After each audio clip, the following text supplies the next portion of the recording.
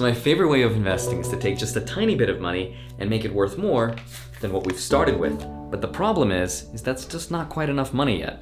So let's make it worth a lot more by taking it and making it worth a lot more.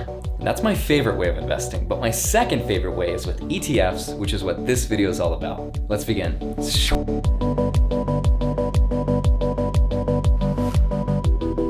Hi, my name is Andrei Jik. Welcome back. Hope you had a great week. And let's get right into the top 10 ETFs, or exchange traded funds, which think of them like this simple deck of cards, which let's say is worth $20. Now your $20 will be spread out amongst all of these different stocks right here contained inside of this one fund. Now some of these companies or stocks will be worth more than others, but the point of trying to do this is to achieve full diversification, which is just a fancy way of saying that even though you might have a favorite playing card, you still need the entire deck of cards to be able to play that game of investing effectively. Now, if that analogy made zero sense, all I'm trying to say is that I'm really good with a deck of cards, but also never to have all of your money into one playing card, because if you lose that playing card, you lose all your money, and that's never stonks. Now, as of right now, there are more than 2,000 ETFs to pick from, which means it is very difficult to decide which of the ETFs are best to buy right now. So I want to share with you my top 10 favorite ETFs. This is by no means the be-all, end-all guide of the best ETFs. This is just what one random guy on the internet's opinion is. And remember, I play with playing cards, so keep all that in mind. Now, the first 5 I'm going to share with you are going to be growth-oriented, and the other 5 are going to be cash flow or dividend-oriented, which means I don't actually have to sell those ETFs in order to make money because they pay me either monthly or quarterly. Now, there are pros and cons to both of them, but hopefully this guide will at least point you in the right direction so you can decide which of these ETFs works best for you. And remember, you could pick more than just one ETF. You could pick 2, 3, 4, 5, as many as you want. So having said all that, let's dive right into the top 5 growth ETFs. And coming in at number 1 is VT. Let me ask you something. How many stocks do you want to own? Yes, by owning one VT stock, you own the entire world. You own the US market, you own the international market. You're basically a James Bond villain at this point. But if you believe that the world will be in a better place 20 to 30 years from now, you're gonna do good, and you might want to consider this ETF. Now, because it is so diversified, it's only returned around 5.7% since the fund was created, in comparison to US markets, which has returned around 7%. But Vanguard thinks that in the next 10 years, international markets are going to do better than US markets. But Warren Buffett, who's the smartest investor in the world, disagrees. But regardless of which is true, one thing is true, and that's that no one has a clue. Pro tip, by the way, you can own something like VT, but at a slightly cheaper expense ratio by owning a combination of around 55% VTI and 45% VXUS. And doing this, you'll save yourself a tiny bit of money, especially if you have buku bucks where 0.01% will make some difference. It's just another way of doing it. And at number 2 is QQQ. Now, this is a very popular investment option, and I want to cover it. In the early 1900s, things like steel, material, and heavy industry was the sector to invest in. We were building railroads, bridges, roads, infrastructure, so that sector boomed. But nowadays, it's just a stable dividend sector with nothing to brag about. Today, of course, the hot sector is technology, and we've got companies like Apple, Google, Amazon, Facebook, Tesla, MySpace. Just checking to see if you're still awake. Smash the like button if MySpace Tom was your only friend. But by owning QQQ, you're gonna own more than 100 companies from the NASDAQ that is very heavily weighed in technology. And because we are entering the age of technology, 20 to 30 years from now, we could look back at this moment in history and think, wow, 2020 was just the beginning of technology and we thought it was overpriced. Or 30 years from now, we could look back and think, 2020 was way overvaluing technology and the best products were already created. But generally speaking, sector dominance is usually temporary or cyclical. And I know it's very tempting to look at that graph and just assume it's going to keep on growing like that for the next 10 years.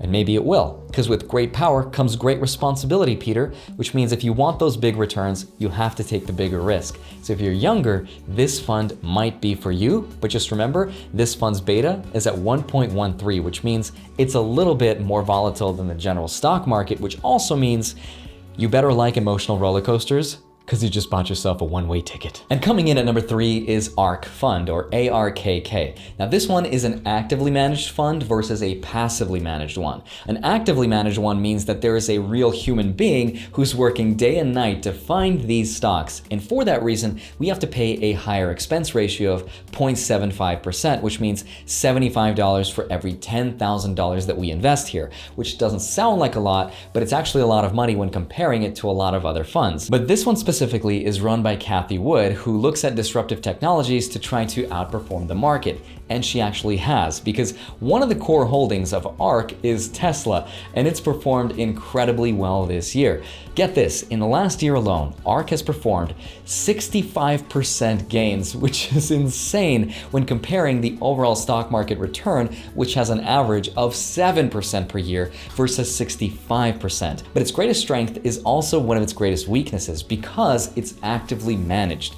And there's very little evidence to show that humans can beat passively managed funds over many decades of time. There's just very little evidence to say that we as humans can pick better stocks than just following the market trends. So yes, this year it might be up 65%, but maybe next year technology doesn't do quite as well and it won't perform as well. But regardless, if you are an ultra aggressive investor for growth, then you might want to consider this stock. Coming in at number 4 is the VOO, which is Vanguard's S&P 500 ETF, which is a fancy way of saying that it tracks the top 500 companies in the whole United States. And you really can't go wrong with this one. It's a core holding in a lot of people's portfolios, and its closest siblings would be something like SDY or SPY or SPY, because I'm Russian. But actually, SPY, according to some studies, because it's got a cooler sounding ticker symbol, might actually help it perform better than other non-cooler sounding ticker symbols. It's weird. And lastly, number 5 is my personal favorite, and that is VTI. Every single working person in America, every single CEO with their fancy suits and ties is working every single day to make you more money. It's a really cool feeling because you can walk into any store in the US, pick up an item and say, I own this. But only theoretically, because if you try to run out with that item, you'll probably get arrested. But don't try to explain to the officer that you own 0.0000001% of that item because you own VTI. It won't go well. Trust me. Then my top 2 favorite growth ETFs, VTI and VOO, are both virtually the same, with VOO being just slightly better, but they both own the top 10 companies that are the exact same thing, but really they are interchangeable. And if you like big companies, then you should go with VOO. And if you want to own all the companies, then just go with VTI, but you'll not go wrong with either one of them. And you don't have to pick one or the other. You could just own both, and that's fine as well. But pro tip, if you buy something like VOO or VTI and you put in 80% of your money into that and the other 20% into VBTLX, which is a bond ETF to smooth the ride, as JL Collins says, then you can be set for the rest of your life. You can literally stop watching this video. But please don't, because you'll miss out on the cash flow and the passive income dividend ETFs, and I'll miss out on the ad revenue. But I love this fund so much that I put it all inside my M1 Finance Roth retirement account, and I did a video with that. You can watch it. Please use the link down below to help my wallet. You don't have to, but please do. Now let's talk about cash flow or dividend-oriented ETFs. Now these could pay either monthly or quarterly, because it's a 25-cent piece. It took me forever to do that move. And coming in at number 5 is Noble. Now, if dividend aristocrats could have their own ETF, then this is literally it, because the only companies inside of here are ones that have increased their dividend for 25 straight years or longer. That's pretty cool. Even though the dividend yield is only 2.2%, they've grown that dividend by about 12% in the last 5 years. The downside is you're going to trade a lot of growth for that stability. But not everybody cares about the yield, so you might want to consider adding this one to your portfolio, especially if you're older and you really value that stability and the pedigree and history of having companies pay you on time. Coming in at number 4 is SCHD, which is the Charles Schwab US Equity Dividend Fund.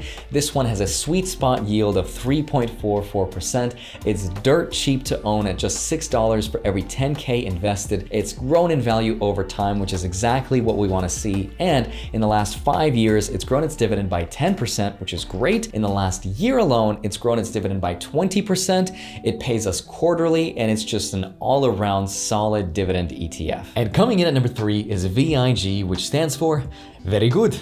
No, it doesn't. It stands for Vanguard's Dividend Appreciation Fund, and it accepts companies that have increased their dividends for 10 plus years. Now, its dividend yield is only at 1.81%, but what it lacks in yield, it makes up for in growth, because it's a grower, not a shower. But one way to substitute VIG is with DGRO, which is the exact same principle, except the companies in this ETF are ones that have increased their dividends by 5 plus years. But the two are almost identical. And coming in at number 2 is VYM, which is Vanguard's High Dividend Yield ETF. Right now its yield is at 3.5%, and since the fund was created, it has returned an average of around 6.7%, which is pretty in line with the stock market. It's got a really dirt cheap expense ratio of 0.06% as well, and by owning this one stock, you will own 428 different stocks, which means you will be extremely well diversified. There's not that many bad things I can say about it. It's an all-around amazing ETF, which I'd like to own more of. And at number 1 is SPHD. Now, I have around $6,700 invested into this one, and it's paying me around 5.5%, which is an extremely high yield, but it's got a pretty high expense ratio to boot. 0.3%, which doesn't sound like a lot, but it is actually a lot.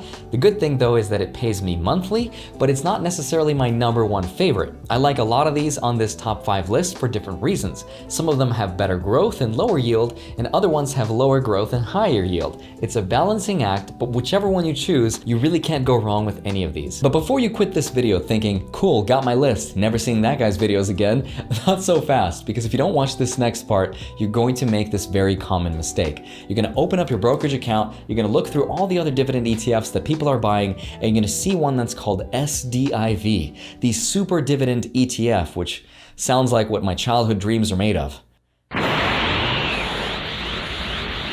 What up? No, but seriously, imagine a Super Saiyan ETF. At least I transformed into a Super Saiyan right away instead of screaming at you for half an hour before I did it. But anyway, you're gonna find SDIV and you're gonna see the monstrous 12% dividend yield. You're gonna see that it pays you monthly and that you could earn more money with $100,000 than I'm earning with $200,000. So why not then just put all of your money into SDIV? Andre was an idiot. I found something way better. But there's a few reasons why you shouldn't do this. And reason number 1, it's got a pretty high expense ratio of 0.6%, which doesn't sound like a lot when you're making 12%, right? Not exactly, because when you have a dividend yield that high, that means it's probably investing in companies that are unstable and whose prices are falling lower and lower, because there's an inverse relationship between the dividend yield and the price. As the price gets lower, the dividend yield goes higher. And because of that, look at what the SDIV stock price has done since 2011. You see that? That's your money curling up into a fetal position like Voldemort at King's Cross. But if you invested $100,000 in 2011, sure, you would have made some money with your dividends. But after all that time, your $100,000 would be worth less than half of what it was when you originally invested. So it's almost like you're not really making money, you're just robbing it from one place and putting it somewhere else, but as you're running, the bills are just falling behind you, so you're actually not doing anything. And that's what's called a value trap, which is a mistake a lot of people will make because they didn't get to this point in the video. Remember that investing is a long-term game, and you're better off going with something more conservative today, something like a 2% dividend yield, because 20, 30 years from now, after holding that fund, you could increase your yield on cost to something like 4 or 5, 6% or even more. And we want that trifecta, right? We want that principal equity to grow in value, meaning the stock price itself is increasing. We want those dividend payouts, and we want those dividend payouts to increase over time. But better yet, you're probably better off going with just VTI, and you'll outperform most of the average dividend investors. Probably. Not a guarantee, but probably. Dividends give you a really good peace of mind, but if you like growth investing, then you really can't go wrong with the ETFs that I've provided. But whatever you do, before you invest, just make sure you do your own research, because you can always lose money, especially short term. Long term though, you'll probably end up making money because the stock market has been the best performing asset class in the entire world. But having said that, I'm sure I've missed a few of your favorite ETFs, and if I have, let me know in the comments below and I'll try to include them maybe in part 2. But in the meantime, if you've not already done so, sign up with Webull for free. You'll get a free stock, fund your account $100, get a second free stock valued up to $1,400 in value, get your third free stock from Robinhood. And I totally sound like a salesman now. But you can also join my free Discord, link below. Follow me on Instagram. I post from time to time. Love you, lovely people. I will see you back here on Monday and Friday. And before I go, I have a very important question for you, which is, which one is your favorite ETF? But more importantly, is a hippopotamus or a really cool hippopotamus? I'll see you soon. Bye-bye.